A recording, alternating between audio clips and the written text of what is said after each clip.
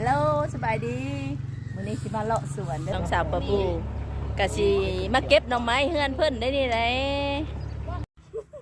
ก็พากันมาเบิดทีมงานนี่แหละบักหลายๆคนว่าซั่นลงจากรถแล้วก็แล้วแต่ว่าซั่นผู้ใดสิไปเก็บหยังก็ไป อันนี้เจ้าของเฮือนเพิ่นเด้อปะบูเด้อเก็บมักสิดาว่าซั่น อันนี้น้องสาวแก้วเราเก็บไปเรื่อยว่าซั่นเห็นหยังก็เก็บไปว่าซั่นเนาะ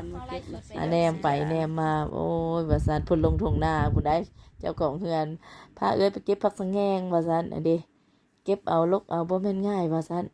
ตาอ่อนซ้อนเนาะค่อยกะทั้งท่ายแด้อันทั้งลกช่วยน้องแด้ว่าซั่นอุดมสมบูรณ์แท้ๆอยู่ทงไร่ทงนาเนาะอยู่แคมนาเพิ่นก็มีเบิดจุกอันได้เอา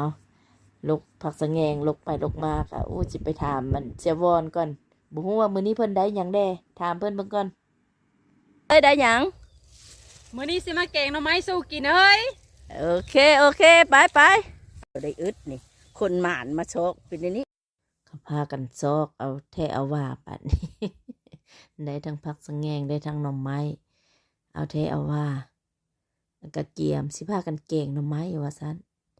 แต่มาเบิ่งแล้วคือสิสวยแห้งแล้วว่าซั่น ได้หลายเติบนะอันนี้อันสุขสวรรค์หม่นไปหม่นมาอยู่ ได้หลายเติบได้เพิ่นว่าซั่นกระเกียมว่าสิแกงอยู่แต่เบิ่งไปเบิ่งมาแล้วป้าแต่สวยแห้งแล้วว่าซั่น คือจิบริเกิดดอกแกงหน่อไม้มื้อนี้นะสวยพูดแล้วว่าซั่น แต่แนวใดเสียวอนเพิ่นก็บ่ยอมสวยก็สิแกงให้กินได้ตั้งใจแหละเพิ่นว่าก็เลยมาต้มยานางก็ไปซื้อสำเร็จรูปเอาเนาะเอาก็มาแกงเลยได้บ่ได้เว้าหลายเรื่องหลายราวว่าซั่นเนาะทอกๆน้ำยานางตำขะแบงขะเบื่อใส่ก็ช่วยลดว่าซั่นเด้สวยแน่ดอกกะย่ากินมื้อนี้ได้ตั้งใจว่าสิแกงหน่อไม้เฉียวๆกินแล้วว่าซั่น